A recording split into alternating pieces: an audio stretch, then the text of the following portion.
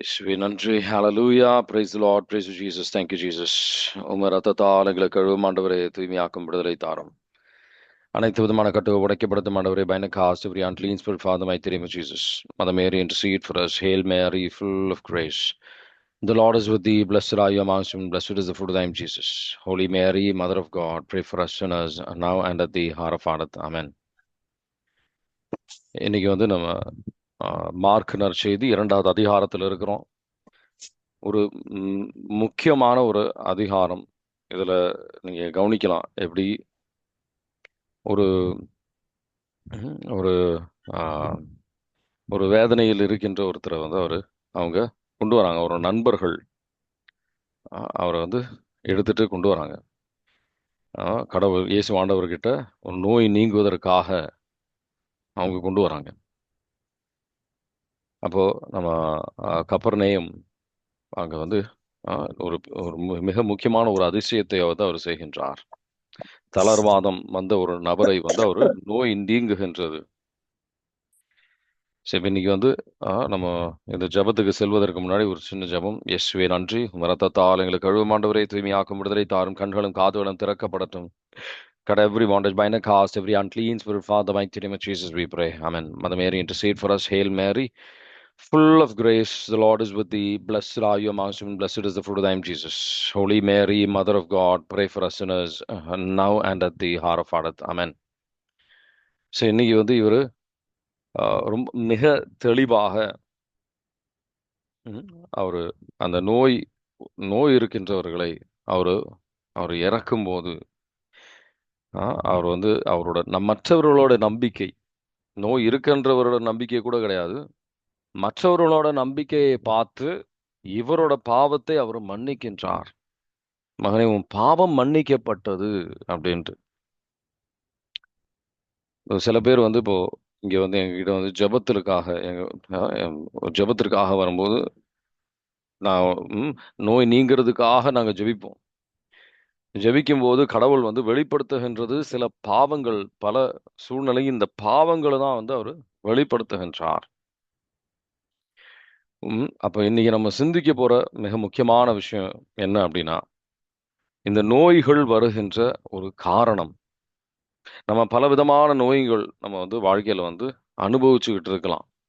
இப்போ உங்க வாழ்க்கையில நீங்க அனுபவிச்ச பல விதமான பிரச்சனைகள் உங்க வாழ்க்கையில் நம்ம என் வாழ்க்கையில் நான் அனுபவிச்சிருக்கிறேன், நீங்க அனுபவிச்சுக்கிட்டு இருக்கலாம். அப்ப நம்ம இந்த நோய்கள் வருகின்ற ஒரு காரணம், இந்த ஒரு சூழ்நிலையில மிக தெளிவாக நோய் நீங்குவதற்கு மிக முக்கியமான தடை அப்படின்றது அவரு பாவங்கள் அப்படின்றது நம்ம இங்க அந்த சூழ்நிலை வழியா நம்ம புரிஞ்சுக்கலாம். அதுக்கப்புறம் தான் அவரு ஹீலிங்கே செய்யறாரு. ஏன்னா நம்ம பாவங்கள் ஒரு தடை. கடவுளோட ஹீலிங், நோய் நீங்குகின்ற கிருபை நம்ம வாழ்க்கையில பெறுவதற்கு அது ஒரு மிகப்பெரிய தடை அப்படின்றது நம்ம பல நேரத்துல புரிஞ்சுக்கிறது கிடையாது. ஆண்டவரே நோய் நீங்கணும் அப்படின்னு சொல்லி நம்ம ஜெபித்தால் மட்டும் பத்தாது. அந்த எந்த பாவம் நமக்கு தடையாக இருக்கின்றோ அந்த பாவத்திற்காக நம்ம மனம் வருந்த வேண்டி இருக்கின்றது. நம்ம பல நேரத்தில் அது புரிஞ்சுக்காம மனம் வருந்தாமல் நோய் நீங்கணும்னு மட்டும் ஜெபிச்சா பத்தாது. இப்போ ஏன்னா அது பாவம் மன்னிப்பு. நம்ம பல நேரத்தில் நம்ம இந்த பாவ மன்னிப்பு பெரிய முக்கியத்துவம் கொடுப்பதில்லை. பாவத்தை நம்ம அறிக்கையிடுவது கிடையாது. ஒரு குருத்துவர்கிட்ட போய் நம்ம பாவத்தை அறிக்கையிடுறது இல்லை. அதனால பல பாவங்கள் நீங்குவது கிடையாது, நம்ம ஜெபம் கேட்கப்படுவது கிடையாது. இன்னைக்கு நம்ம இன்னைக்கு சிந்திக்க போற, தியானிக்க ஆண்டவர் அழைக்கின்ற விஷயம் எந்தெந்த காரணத்தினால் நமக்கு நோய் வருகின்றது அப்படின்றதுதான் அடித்தளமான விஷயம். நம்ம சிந்திக்க வேண்டியது பல துன்பங்களாக இருக்கலாம், நோய்களாக இருக்கலாம். இந்த பாவம் இந்த உலகத்தில் ஆதாம் ஏவாள் வழியாக ஆண்டவர் உருவாக்கின அற்புதமான இந்த கிரியேஷன், அற்புதமான இந்த உலகம், இந்த எல்லாம் இந்த பாவத்தின் வழியாக, ஆதாம் ஏவாள் வழியாக, இந்த பாவத்தின் வழியாக பல பிரச்சனைகள் நம்ம வாழ்க்கையில, இந்த நோய்கள், நொடி, இறப்பு எல்லாம் அந்த பாவத்தின் வழியாக. ரோமியர் புத்தகம் 5வது அதிகாரம் 12வது வசனம், பாவம் ஒரு மனிதனாக வழியாக வந்தது அப்படின்னு சொல்லி ரொம்ப தெளிவாக போடப்பட்டிருக்கும். வாசிக்கிறீங்க ரோமேர் 5:12. ஒரே ஒரு மனிதன் வழியாய் பாவம் இந்த உலகத்தில் நுழைந்தது, அந்த பாவத்தின் வழியாய் சாவு வந்தது. அது போலவே எல்லா மனிதரும் பாவம் செய்ததால் எல்லா மனிதரையும் சாவு கவ்விக்கொண்டது. ஆமேன். Praise the Lord. ஆமேன். Praise the Lord. நம்ம பல துன்பங்கள் நம்ம வாழ்க்கைக்கு வருவதாக நம்ம வருகின்ற மிக முக்கியமான காரணம். இது ஒரே காரணம் நான் சொல்ல வரல. நம்ம இன்னைக்கு இது வந்து எல்லா காரணங்களையும் நம்ம சிந்திப்போம். சரிங்களா? மிக முக்கியமான காரணம் இது. ஆனா அடுத்தது 2வது விஷயம், இந்த பாவம். இந்த பாவத்தின் பழைய ஆகமத்துல சரி, புது ஆகமத்திலையும் சரி, நோய் வந்து நம்ம தனித்துவ ஒரு கீழ்ப்படியாமையினால், பாவத்தினால். இணை சட்ட நூல் 28வது அதிகாரம் 58 61 வரைக்கும் வாசிச்சீங்கன்னா, ஆண்டவர் கொடுத்த சட்டங்கள், ஆண்டவரோட வார்த்தையை நம்ம கீழ்ப்படியாததுனால சாத்தானுக்கு நம்ம வாழ்க்கையில ஆதிக்கம் நம்ம செலுத்துகின்றோம். சாத்தானோட நண்பரா மாறுறோம். சாத்தான் நம்ம வாழ்க்கையில வந்து பல பிரச்சனைகள் வருகின்றது. இணை சட்ட நூல் 28 58 61 வாசிக்கிறீங்களா? உன் கடவுளாகிய ஆண்டவர் என்னும் மாட்சிமிகு அச்சந்தரும் இந்த திருப்பெயருக்கு அஞ்சும்படி இந்த நூலில் எழுதியுள்ள திருச்சட்டத்தின் அனைத்தையும் கடைபிடிப்பதில் கருத்தாயிரு. இல்லையெனில் உன் மீதும் உன் வழி மரபினர் மீதும் விவரிக்க இயலாத வாதைகளை, கொடிய நீங்கா வாதைகளையும் கடின நீங்கா நோய்களையும் ஆண்டவர் வரச் செய்வார். மேலும் நீ கண்டு அஞ்சிய அனைத்து எகிப்தியரையும் கொள்ளை நோய்களையெல்லாம் உன் மீது வரச் செய்வார். அவை உன்னை தொற்றிக்கொள்ளும். இந்த திருச்சட்ட நூலில் எழுதப்படாத எல்லா நோய்களையும் வாதைகளையும் நீ அழிந்து போகும் வரை ஆண்டவர் உன் மீது வரச் செய்வார். ஆமேன். Praise the Lord. ஆமீன். Praise the Lord. தாவீதின் வாழ்க்கையில இது அவர் அனுபவிக்கிறது நீங்க பார்க்கலாம். திருப்பாடல் 38 3 4. என் சரீரத்துல நீங்க வந்து இந்த வந்த தண்டனையினால எனக்கு வந்து நோயினால பாரம் ரொம்ப தாங்க முடியல அப்படின்றாரு. திருப்பாடல் 38 3 4 வாசிக்கிறீங்களா? நீ கடும் சினம் கொண்டதால் என் உடலில் நலமே இல்லை, என் கோபத்தால் என் எலும்புகளில் வலுவே இல்லை. என் குற்றங்கள் தலைக்கு மேல் போய்விட்டன, தாங்காவெண்ணா சுமை போல் அவை என்னை வெகுவாய் அழுத்துகின்றன. ஆமேன். Praise the Lord. ஆமீன். Praise the Lord. அது தாவீதுன்னு கிடையாது, யாராக இருந்தாலும் சரி, அதுல நமக்கு கடவுளை எதிராக நம்ம செயல்படுறோம், பாவத்தை செய்கின்றோம், கடவுளை கீழ்ப்படியாமையினால இது வரும். இது யோவான் நற்செய்தியிலையும் இருக்கும். எல்லாம் இந்த கடிதத்திலையும் நீங்க பார்க்கலாம். யோவான் நற்செய்தி 5வது அதிகாரம் 14வது வசனம். பெத்செய்தா குளக்கரையில் இருக்கிற ஒரு நபர்கிட்ட ஆண்டவர் சொல்றது என்ன பாருங்க. இனி பாவம் செய்யாது, இன்னும் மோசமாக உனக்கு ஏதாவது நடக்கும் அப்படின்னுவாரு. திருப்பி இந்த நோய் வந்துடும் சொல்லல, இன்னும் மோசமாக. நல்லா கவனிக்கணும் இந்த வசனத்தை. யோவான் நற்செய்தி 5வது அதிகாரம் 14வது வசனம் வாசிக்கிறீங்களா? பின்னர் இயேசு நலமடைந்தவரை கோயிலில் கண்டு, இதோ பாரும், நீர் நலமடைந்துள்ளீர், இதை விட கேடானது எதுவும் உமக்கு நிகழாதிருக்க இனி பாவம் செய்யாதீர் என்றார். ஆமேன். ஆமேன். இப்ப இந்த நோய் 38 வருடங்களாக அவரு பட்ட கஷ்டங்கள் இந்த பாவங்கள்னாலதான். சரிங்களா? இது வந்து இன்னும் உங்களுக்கு தெளிவுபடணும் அப்படின்னு நீங்க விரும்புறீங்கன்னா, யாக்கோபின் நூல். நம்ம பெரும்பாலும் நம்ம வாழ்க்கையில வர பிரச்சனைகள் இந்த இதனாலதான். சரிங்களா? யாக்கோபின் நூல் நீங்க வந்து 5வது அதிகாரம் எடுத்து பார்த்தீங்கன்னா, யாருக்காவது உங்களுக்குள் நோய் இருக்கா, அவர் செய்ய சொல்ற முதல் விஷயம் நல்லா கவனிங்க. யாராவது கஷ்டப்படுறீங்களா, வேதனை இருக்கிறீங்களா, அவங்க ஜெபிக்கணும். அவங்க வந்து பாவத்தை அறிக்கையிடணும். அவங்கள மேல ஜெபிப்பாங்க, பாவத்தை அறிக்கையிடணும். அப்பதான் வந்து உங்களுக்கு நோய் நீங்கும். ரொம்ப தெளிவா இருக்கும். யாக்கோபின் நூல் 5வது அதிகாரம் 13 16 வரைக்கும் வாசிக்கிறீங்களா? உங்களில் யாரேனும் துன்புற்றால் இறைவேண்டல் செய்யட்டும். மகிழ்ச்சியாய் இருந்தால் திருப்பாடல்களை இசைக்கட்டும். உங்களில் யாரேனும் நோயுற்று இருந்தால் திருச்சபையின் மூப்பர்களை அழைத்து வாருங்கள்.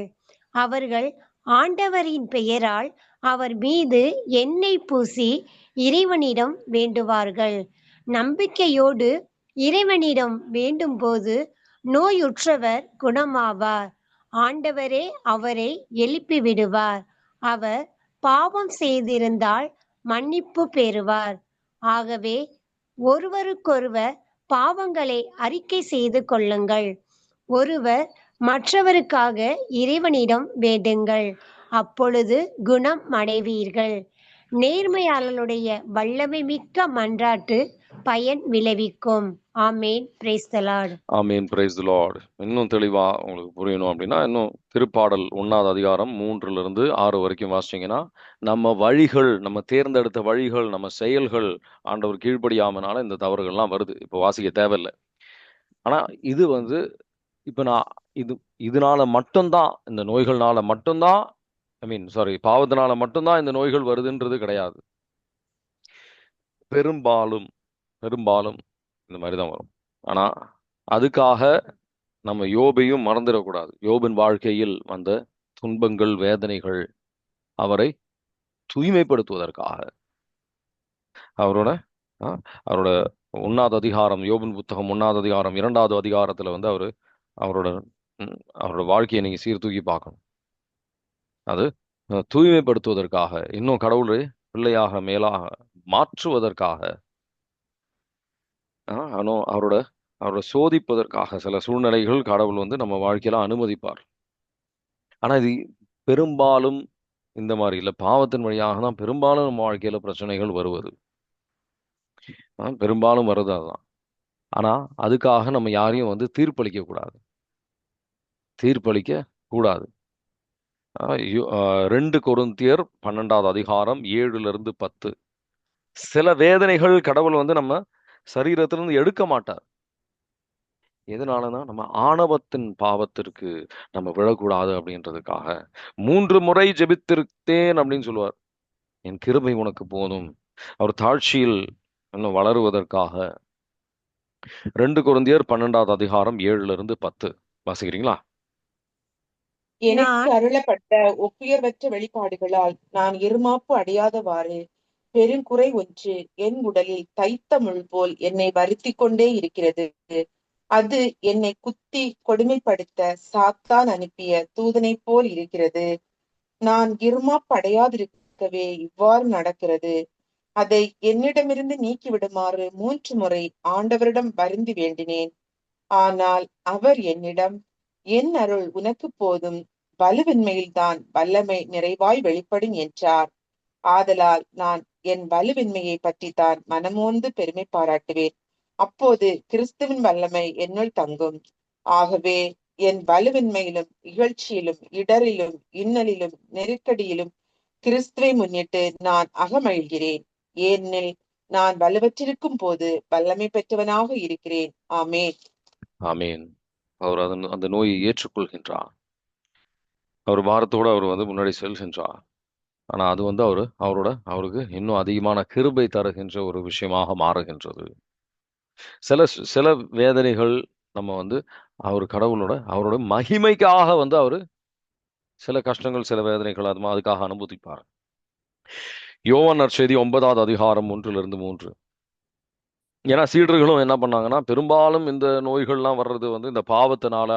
அதனால அவர் என்ன செய்யறாங்க, இது வந்து அவங்க அப்பா அம்மாவோட பாவத்தினாலயா, இதனாலயா நம்ம வந்து பெரும்பாலும் மற்றவங்களை பார்த்தா உடனடியா தீர்ப்பளிக்க ஆரம்பிச்சிருவோம். ஏதோ நம்ம எல்லாம் கரெக்டா பண்ற மாதிரி. யோவான் நற்செய்தி 9வது அதிகாரம் 1லிருந்து 3 வாசிக்கிறீங்களா? இயேசு சென்று கொண்டிருக்கும் போது பிறவியிலேயே பார்வையற்ற ஒருவரை கண்டார். ரபி, இவர் பார்வையற்றவராய் பிறக்க காரணம் இவர் செய்த பாவமா, இவர் பெற்றோர் செய்த பாவமா என்று இயேசுவின் சீடர்கள் அவரிடம் கேட்டார்கள். அவர் மறுமொழியாக, இவர் செய்த பாவமும் அல்ல, இவர் பெற்றோர் செய்த பாவமும் அல்ல, கடவுளின் செயல் இவர் வழியாக வெளிப்படும் பொருட்டே இப்படி பிறந்தார். ஆமேன். ஆமேன். இந்த மாதிரி சில இவரோட கஷ்டங்கள், இவர் வந்த கஷ்டங்கள் ஆண்டவரோட மகிமை அங்க வெளிப்படுத்தப்படணும் அப்படின்றதுக்காக. நம்ம பல கஷ்டங்கள் வந்து அவர் மகிமையை வெளிப்படுத்துவதற்கு அவர் பயன்படுத்துவார். ஆனா அதுக்கு ஏற்றபடியாக நம்ம வந்து ஆயத்தப்படுத்தப்பட்டிருக்கோமா? அதுக்காக நம்ம தயாராக இருக்கிறோமா? அதுக்காக நம்ம வந்து அஹ், நம்ம ஒத்துழைக்கின்றோமா அப்படின்றதான் நம்ம சிந்திக்க வேண்டிய விஷயம். ஐந்தாவது ஒரு விஷயம் நம்ம சிந்திக்க வேண்டியது என்னன்னா, எப்படி நமக்கு பல நோய்கள் வருவது அப்படின்னு நீங்க பார்த்தீங்கன்னா, மத்தேயு, லூக்கா நற்செய்தி எல்லா இடத்துலையும் இதை வந்து நீங்க பார்க்கலாம். சில சாத்தானின் சில கட்டுகள் வழியாக லூக்கா நற்செய்தி 13வது அதிகாரம் 10லிருந்து 16, 18 வருடங்களாக, இன்னைக்கு கூட வந்து டிவைன் இல்லத்துல போகும்போது ஒரு பெண்மணி, ஒரு லேடி, பாவம், அவங்க நல்ல வயசானவங்க, அவங்களுக்கு பல ஒரு 7, 8, 13 வருஷமா அவங்க வந்து பல சாத்தானின் கட்டுகள் அகப்பட்டு, இத்தனைக்கும் வந்து எங்க அவங்க பூனே, நார்த் இந்தியா, பூனே, மும்பை பக்கத்துல இருந்து அவங்க வந்திருக்கிறாங்க. லூக்கா நற்செய்தி 13வது அதிகாரம் 10லிருந்து 16. ஓய்வு நாளில் இயேசு தொழுகைக்கூடம் ஒன்றில் கற்பித்துக் கொண்டிருந்தார். 18 ஆண்டுகளாக தீய ஆவி பிடித்த உடல்நலம் குன்றிய பெண் ஒருவர் அங்கு இருந்தார். அவர் சிறிது நிமிர முடியாதவாறு கூன் விழுந்த நிலையில் இருந்தார். இயேசு அவரை கண்டு அருகே கூப்பிட்டு, அம்மா, உமது நோயிலிருந்து நீர் விடுவிக்கப்பட்டுள்ளீர் என்று கூறி தம் கைகளை அவர் மீது வைத்தார். உடனே அவர் நிமிர்ந்து கடவுளை போற்றி புகழ்ந்தார். இயேசு ஓய்வு நாளில் குணமாக்கியதைக் கண்ட தொழுகைக்கூட தலைவர் கோபம் கொண்டு மக்கள் கூட்டத்தினரை பார்த்து, வேலை செய்ய 6 நாட்கள் உண்டே, அந்நாட்களில் வந்து குணம் பெற்றுக் கொள்ளுங்கள், ஓய்வு நாளில் வேண்டாம் என்றார். ஆண்டவரோ அவரை பார்த்து, வெளிவேடக்காரரே, நீங்கள் ஒவ்வொருவரும் ஓய்வு நாளில் தம் மாட்டையோ கழுதையையோ தொழுவத்திலிருந்து அவிழ்த்து கொண்டு போய் தண்ணீர் காட்டுவதில்லையோ? பாருங்கள், ஆபிரகாமின் மகளாகிய இவரை 18 ஆண்டுகளாக சாத்தான் கட்டி வைத்திருந்தான். இந்த கட்டிலிருந்து இவரை ஓய்வு நாளில் விடுவிப்பது முறையில்லையா என்று கேட்டார். ஆமேன். ஆமீன். Praise the Lord. அற்புதமான ஒரு விடுதலை வந்து இங்க கடவுள் தருகின்றார். அற்புதமான ஒரு விடுதலை. இது வந்து அப்போ இது தீய சக்தினால வந்திருக்கா, இல்லை நம்ம தவறுனால வந்திருக்கா? தீய சக்தினால வரும்போது சில அடையாளங்கள் இருக்கும். அவங்க கனவு தூங்கும்போது சில கனவுகள், சில பயப்படுத்துகின்ற கனவுகள், பாம்பின் கனவுகள், சில கனவுகள்லாம் வந்து அவங்களுக்கு வந்து ஒரு நாள் இல்லை, தொடர்ச்சியாக வரும். அவங்கள சில நேரத்தில் தூங்க முடியாது. இந்த மாதிரி சில விஷயங்கள் இருக்கும். அவங்களுக்கு வந்து இந்த சில நேரம் தூக்கத்துல சத்தம் போடுறது, இந்த மாதிரி சில அடையாளங்கள் ரொம்ப ஈஸியா வந்து புரிஞ்சுக்கலாம். நம்ம இந்த என்ன சொல்லணும்னா, பார்த்து ஜபிச்சு அது காட்சிகள் வரலைன்னா கூட சில சின்ன சின்ன நம்ம கேள்விகள்னாலே வந்து நம்ம புரிஞ்சுக்கலாம். எதனால இந்த இந்த சில பல நோய்கள் இப்போ அசுத்த ஆவிகள் வழியா வந்திருக்குன்னா, இது இந்த மாதிரி சில விஷயங்கள் உறுதியாக இருக்கும். இல்லாம இருக்காது. பெரும்பாலும் இது இருக்கும். இல்ல அவங்களுக்கு வந்து இந்த கோயிலுக்கெல்லாம் போக முடியாது.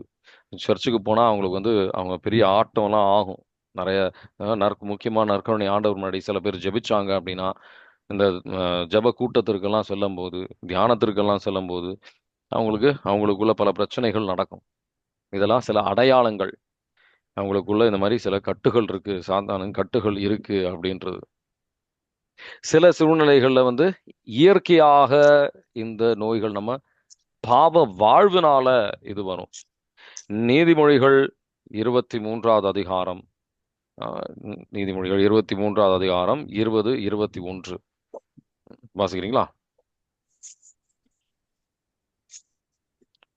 23வது அதிகாரம் 20, 21. குடிகாரரோடு சேராதே, பெருந்தீனியரோடு சேர்ந்து கொண்டு அவர்களைப் போல புலால் உண்ணாதே.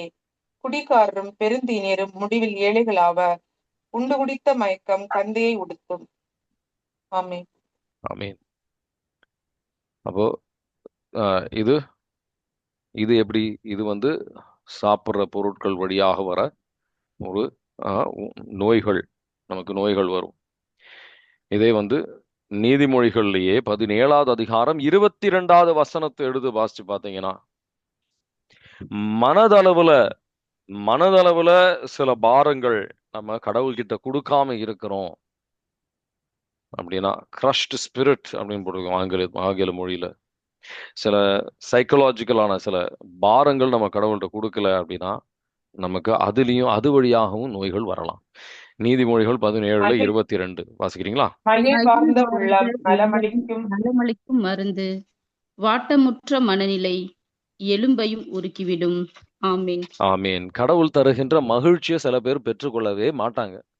ஏன் துக்கம், ஏன் வேதனை? வேதனை தான் அவங்களுக்கு பிடிச்சிருக்கும். அதுதான் அந்த பாரத்தோட தான் இருப்பாங்க. அவங்க அதை விட்டு வெளியில வர்றதுக்கு அவங்களுக்கு எண்ணமே இருக்காது. சரிங்களா? அந்த மாதிரி நபரையும் வந்து கடவுள் காப்பாற்றணும்னு விரும்புறாரு. ஆனா அந்த வேதனையோடையே உக்காந்துருவாங்க. ஒரு சைக்கலாஜிக்கல் வந்து அந்த கட்டுகள்லயே உக்காந்துருவாங்க, குழப்பத்திலேயே உக்காந்துருவாங்க. அதுல இருந்து ஆண்டவர் வார்த்தையில இது போட்டிருக்கா கேட்பாங்க, அறிவு வரைக்கும் வரும். ஆனா உள்ளதுக்கு அது செல்லாது. உள்ளதுக்கு அதை அவங்க ஏற்றுக்கொள்வது தயாராக இல்லை. என் பாரம், ஐயோ இது நடக்கலையே. சில சூழ்நிலைகள் சரியானா மட்டும்தான் கடவுளோட மகிழ்ச்சி. ஆனா கடவுள் சொல்றாரு, என் மகிழ்ச்சி தான் உங்களுக்கு சக்தி அப்படின்றாரு. ஆனா அந்த வார்த்தைகள்லாம் அவங்க ஏற்றுக்கொள்ள மாட்டாங்க. நெகேமியாவின் புத்தகம் 8வது அதிகாரத்துல 10வது வசனம் வாசிக்கிறீங்களா? நெகேமியா 8:10. அவர் அவர்களை பார்த்து, நீங்கள் போய் கொழுத்தவற்றை உண்டு இனிய திராட்சை ரசத்தை குடியுங்கள். எதுவும் தயார் செய்யாதவருக்கு சிறிது அனுப்பி வையுங்கள். ஏனென்றால் நம் ஆண்டவரின் புனித நாள் இதுவே. எனவே வருந்த வேண்டாம், ஏனெனில் ஆண்டவரின் மகிழ்வே உங்களது வலிமை என்று கூறினார். ஆமேன். ஆமேன். ஆண்டவரின் மகிழ்வே உங்கள் வலிமை. ஆண்டவரின் மகிழ்வு இந்த சூழ்நிலையிலிருந்து வருகின்ற மகிழ்வு கிடையாது. ஆண்டவரின் அவரோட மகிழ்வு, ஆவியானவரோட மகிழ்வு அவர் தர நமக்கு விரும்புகிறார். ஆனா நம்ம சில பேர் அந்த சோகத்திலே ஒரு கம்ஃபர்ட், அந்த அழுகையில ஒரு ஆறுதல், அதுலயே உக்காந்துருவாங்க. அதை விட்டு வெளியில வர்றதுக்கு அவங்க தயாராக இல்லை. கடவுள் தருகின்ற மகிழ்ச்சியின் ஆடையை பெற்றுக்கொள்ள அவங்க தயாராக, மகிழ்ச்சியின் தைலத்தை எல்லாருக்கும் தரணும்னு விரும்புறாரு. கிறிஸ்துவர்கள்னா அந்த மகிழ்ச்சியோட இருக்கணும்னு அவர் விரும்புறாரு. ஏசையா இந்த காலகட்டத்தில் அதிகமா இந்த சைக்கலாஜிக்கல் பிரச்சனை தான் அதிகம்.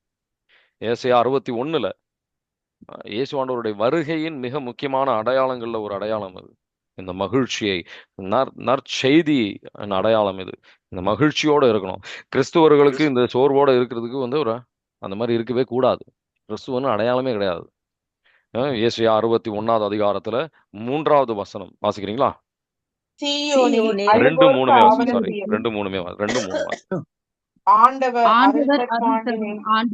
முழங்கவும், நம் கடவுள் அநீதிக்கு பழிவாங்கும் நாளை அறிவிக்கவும், துயருற்று அழுவோருக்கு ஆறுதல் அளிக்கவும், சீயோனில் அழுவோருக்கு ஆவன செய்யவும், சாம்பலுக்கு பதிலாக அழகு மாலை அணிவிக்கவும், புலம்பலுக்கு பதிலாக மகிழ்ச்சி தைலத்தை வழங்கவும், நலிவுற்ற நெஞ்சத்திற்கு பதிலாக புகழ் என்னும் ஆடையை கொடுக்கவும் என்னை அனுப்பியுள்ளார். நேர்மையின் தேவதாருகள் என்றும் தாம் மாற்றியுறுமாறு ஆண்டவர் நட்டவை என்றும் அவர்கள் பெயர் பெறுவர். ஆமீன். ஆமீன். சில பேர் பாத்தீங்கன்னா கோயிலுக்கு வரும்போது நல்ல அந்த மகிழ்ச்சியெல்லாம் பெற்றுக்குவாங்க. வீட்டுக்கு போன உடனே பாத்தீங்கன்னா அவங்க திரும்பவும் அந்த சூழ்நிலையை பார்த்த உடனே திருப்பி சோர்வடைஞ்சிருவாங்க. திருப்பி அந்த துக்கத்துக்கு போயிடுவாங்க. இல்ல, எல்லா சூழ்நிலையிலும் மகிழ்ச்சியோட இருங்க, சந்தோஷமா இருங்க அப்படின்னு நம்ம பிலிப்பியர் 4:4 வாசிக்கணும். பல இடத்துல வந்து ஆண்டவர் சொல்றாரு, எல்லா சூழ்நிலை நன்றி செலுத்துகின்றவர்களாக இருக்கணும். உண்மையான கிறிஸ்துவம்னா இதெல்லாம் செய்யும் போதுதான் வந்து நம்ம கிறிஸ்துவர்கள். இல்லைன்னா நம்மளா வந்து ஒரு கிறிஸ்துவனா வேற எதுவும் நினைச்சிட்டு இருக்கிறோம். விபிலியத்துல போட்ட மாதிரி நம்ம வாழல. ஆண்டவர் வார்த்தையின்படி நம்ம வாழது கிடையாது. புரியுதுங்களா? அது ஆண்டவருக்கு விருப்பமான செயலே கிடையாது. ஸோ அடுத்தது இது ஒரு முக்கியமான விஷயம். பிலிப்பியர் 4:4 வாசிக்கிறீங்களா? ஏன்னா ஆண்டவர் அண்மையில் உள்ளார், அவர் நம்மோட இருக்கிறார். அவர் வாசிங்க. ஆண்டவரோடு இணைந்து என்றும் மகிழுங்கள். மீண்டும் கூறுகிறேன், மகிழுங்கள். ஆமீன். ஆமீன். இன்னைக்கு நீங்க சில விஷயங்கள் கத்துக்கிட்டு இருப்பீங்க. சில விஷயங்கள் வந்து அசுத்த ஆவியினால இருக்கலாம், சில இதெல்லாம் வந்து சைக்கலாஜிக்கலா இருக்கலாம், சில விஷயங்கள் வேற அவங்க செய்யற பாவம். நான் சொன்னேன் பெரும்பாலும் பாவம் அப்படின்றதுனால. ஆனா இதுக்காக நம்ம யாரையும் பார்த்து தீர்ப்பு அளிக்க கூடாதுன்றது மிக முக்கியமான நம்ம கற்றுக்கொள்ள வேண்டிய விஷயம். ஏன்னா அடுத்த வசனங்கள்ல நீங்க வாசிச்சீங்கன்னா, அவர் லேவியோட வீட்டுல உட்கார்ந்து இருக்கும்போது பரிசேயர்கள் தீர்ப்பளிக்கின்ற ஒரு எண்ணம் அவங்களுக்கு இருந்தது. ஆ, மார்க் நற்செய்தி 2வது அதிகாரம் 15 17 வாசிக்கிறீங்களா? அது நோய் இருக்கின்றவருக்கே அவர் வந்திருக்கின்றார். நம்ம எல்லாரும் வந்து சுகம் பெறணும். எல்லாரும் நோய் இல்லாம வாழணும். அவரோட ஆசீர்வாதம் பெறணும். அவர் மகிமைக்காக வாழணும். தாழ்ச்சியில் வாழணும். மற்றவர்களை உதவி செய்கின்றவர்களாக நம்ம வாழணும் அப்படின்னு சொல்லி கடவுள் விரும்புகிறார். இரக்கம் காட்டுகின்றவர்களாக வாழணும் கடவுள் விரும்புகின்றார். வாசிக்கிறீங்களா? மார்க் நற்செய்தி 2:15-17. பின்பு அவருடைய வீட்டில் பந்தி அமர்ந்திருந்த போது வரி தண்டுபவர்கள் பாவிகள் ஆகிய பலர் இயேசுவோடும் அவருடைய சீடரோடும் விருந்துண்டனர். ஏனெனில் இவர்களுள் பலர் இயேசுவை பின்பற்றியவர்கள். அவர் பாவிகளோடும் வரி தண்டுபவர்களோடும் உண்பதை பரிசேயரை சார்ந்த மறைநூல் அறிஞர் கண்டு அவருடைய சீடரிடம், இவர் வரி தண்டுபவர்களோடும் பாவிகளோடும் சேர்ந்து உண்பதே என்று கேட்டனர். இயேசு இதை கேட்டவுடன் அவர்களை நோக்கி, நோயற்றவர்க்கல்ல, நோயுற்றவருக்கே மருத்துவர் தேவை. நேர்மையாளர்களே அல்ல, பாவிகளையே அழைக்க வந்தேன் என்றார். ஆமென். ஆமீன். பாவிகளை அழைக்க வந்தார். சில பேர் வந்து துன்பத்துல இருக்கிறத நம்ம பார்க்கும்போது அவங்களுக்கு இரக்கத்தின் ஜெபமாலை, அவங்களுக்கு வந்து இரக்கத்தை காட்டுவதற்கு அவங்களுக்காக ஜெபிப்பது. என்ன நம்ம யாக்கோபுல என்ன வாசிச்சோம்? 5வது அதிகாரம் 13-16. அவங்களுக்காக துன்பத்துல இருக்கணும், அவங்களுக்காக நம்ம ஜெபிக்கணும். ஜெபிக்கும் போது நம்ம கடவுளுடைய இரக்கத்தை காட்டுகின்றோம். சரிங்களா? ஒரே ஒரே பதில் தான் இந்த விஷயத்திற்கு அப்படின்றது கிடையாது. நோய்க்கு, சில துன்பங்களுக்கு பலவிதமான பதில்கள் இருக்கு. சில சில துன்பங்கள் வந்து பலவிதமான பதில்கள் இருக்கு.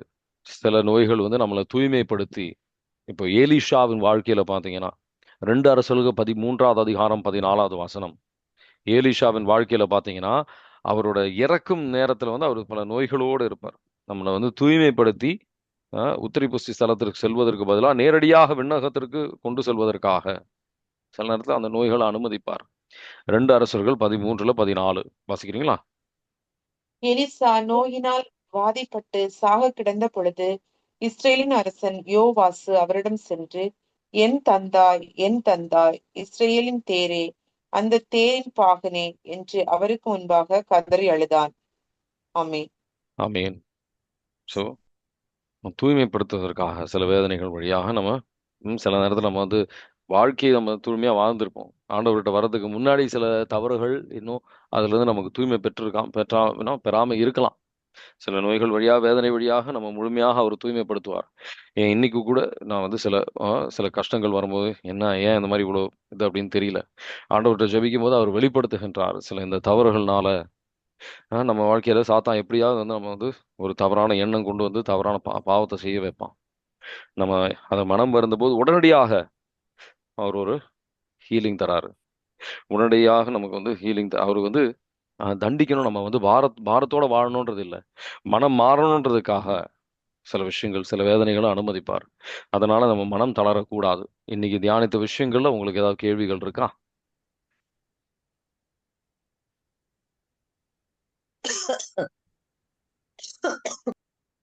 பிரதர், இன்னைக்கு ஈவினிங் வந்து சர்ச்சுக்கு போயிட்டு போது நற்கனி ஆராதனை ஃபாதர் மாசு வச்சாரு. அந்த ஆராதனை பெறும்போது அவர் பரிசுத்தாவை பெறுறதுக்காக நீங்கள் ஆராதனை துதிங்க அப்படின்னாரு. நாங்களும் எவ்வளவோ துதிச்சும் ஒரு அற்புதங்கள் வரல. அவர் என்ன கடைசியாக நீங்கள் மனம் உருகி வேண்டும் போது அவன் தூயாவர் உங்களுக்கு வருவார் என்று சொல்லும்போது நாங்களும் அப்படியே ஜெபிச்சிருக்கும் போது அந்த தூயாவின் இயேசுவே ஆவியால் நிரப்பும், இயேசுவே ஆவியால் நிரப்பும் என்ற வார்த்தை சொல்ல சொல்ல சொல்ல சொல்ல எனக்குள்ள ஒரு மாற்றம் ஏற்பட்டுச்சு. அது இறைவனிடத்தில் நம்ம உருகி மன்றாடி கெஞ்சி கேட்கும்போது மட்டும்தான் தோவியா நமக்கு வருவார்னு சொன்ன வார்த்தையை நான் இப்போ உணர்ந்தேன் பிரதர். கிரைசலா.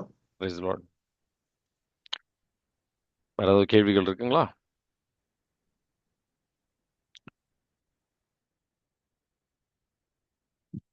சரி, அடுத்த இந்த தொடக்க நூல் 2வது அதிகாரத்தை தியானிக்க போறோம். உங்களுக்கு யாராவது வரணும்னு விரும்புறீங்கன்னா வாங்க. God bless you. Thank you.